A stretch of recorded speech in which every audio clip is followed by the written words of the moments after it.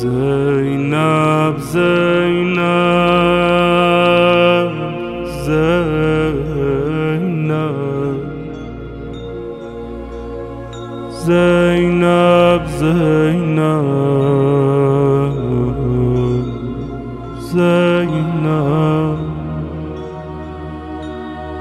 زینب زینب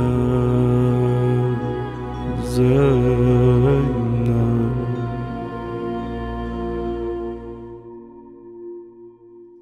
اعوذ باللہ من الشیطان الرجیم بسم اللہ الرحمن الرحیم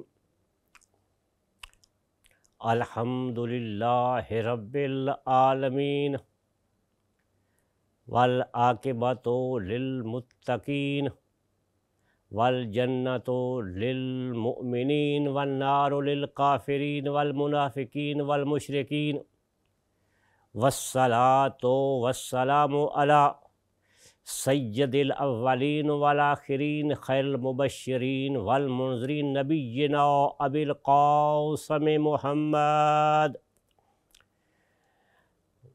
وعلی اہل بیت الطیبین الطاہرین المعصومین المظلومین اما بعد فقد قال اللہ تبارک و تعالی فی کتابہ المجید و خطابہ الحمید بسم اللہ الرحمن الرحیم انما یرید اللہ لیذہب عنکم رجس اہل البیت ویطہرکم تطہیرا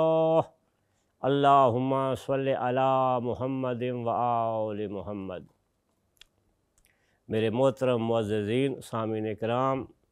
عزاداران فرزند علی و بطول، ہماری یہ دعا ہے کہ اللہ تعالیٰ تمام مومنین کو سوائے غم حسین کے کوئی دنیا کا غم نہ دکھائے، اور ہم یہ پروگرام کربلا معلیٰ میں سید الشہداء مظلوم کربلا کے روضے کے قریب چند گز کے فاصلے پہ کر رہے ہیں۔ آج ہماری اس گفتگو کا موضوع سیدہ زینب سلام اللہ و صلوات اللہ علیہا ہے۔ یہ وہ معظمہ بی بی ہے کہ نسب کے لحاظ سے، شرف کے لحاظ سے، حسب کے لحاظ سے، کردار کے لحاظ سے بلند و بالا مرتبے پر فائز ہیں۔ جب ہم اس شریکت الحسین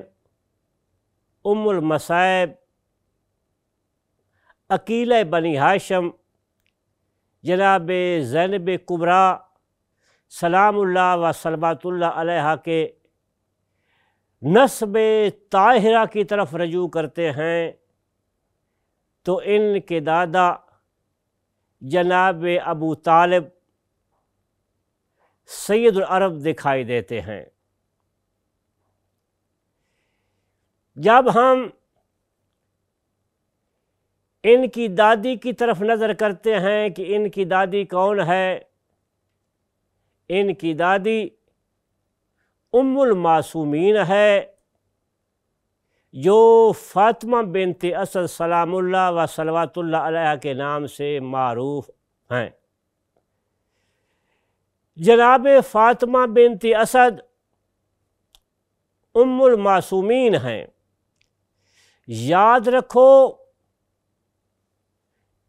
کہ معصوم کی ماں وہی ہو سکتی ہے کہ جو مومنہ ہو، لیکن مومن کی ماں کے لیے مسلمان ہونا لازم نہیں ہے۔ یہ فخر جناب فاطمہ بنت اسد کو حاصل ہے کہ وہ ام المعصومین ہیں۔ جب ہم اس معظمہ کے نانا کی طرف نظر کرتے ہیں تو وہ سید الانبیاء محمد رسول اللہ صلی اللہ علیہ وآلہ وسلم کی شکل میں نظر آتے ہیں کہ ان کے نانا وہ عظیم ہستی ہیں جو سبب تخلیق کائنات قرار پائے ہیں۔ حدیث قدسی میں آیا ہے، اللہ تعالیٰ نے اپنے حبیب سے مخاطب ہوتے ہوئے فرمایا، لو لکا لما خلقت افلاک، اے میرے حبیب اگر میں تجھے خلق نہ کرتا تو میں کائنات کو خلق نہ کرتا۔ جب ہم اس معظمہ کی نانی کی طرف نظر کرتے ہیں تو وہ ملکۃ العرب جناب خدیجۃ الکبریٰ سلام اللہ و صلوات اللہ علیہ کی شکل میں دکھائی دیتی ہیں۔ ان کی نانی کا اسلام پہ وہ عظیم احسان ہے کہ جس کی وجہ سے ہر انسان کو تقریباً کلمہ نصیب ہوا۔ اس ملکۃ العرب نے سب دولت نبی کریم کے قدموں میں ڈال کر کہا کہ اے اللہ کا نبی، جو کچھ بھی میرے پاس ہے وہ سب کچھ آپ کا ہے، آپ اس دولت کے ذریعے پیغام الہی کو آگے پہنچائیے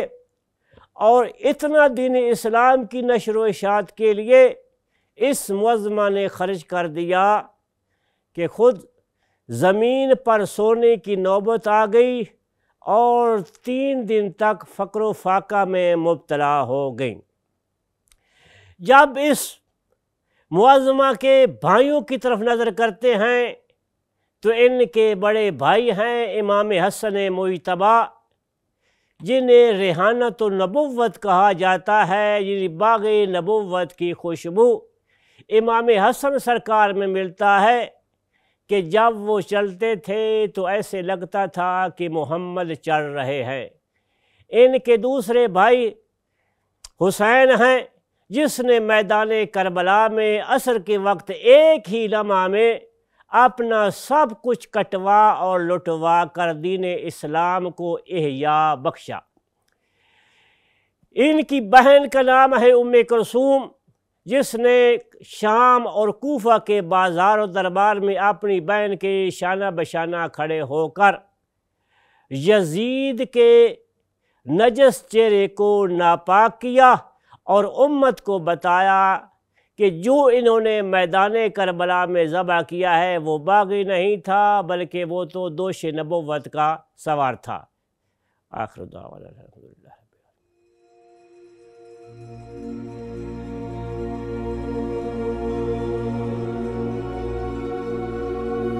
زینب زینب زینب زینب زینب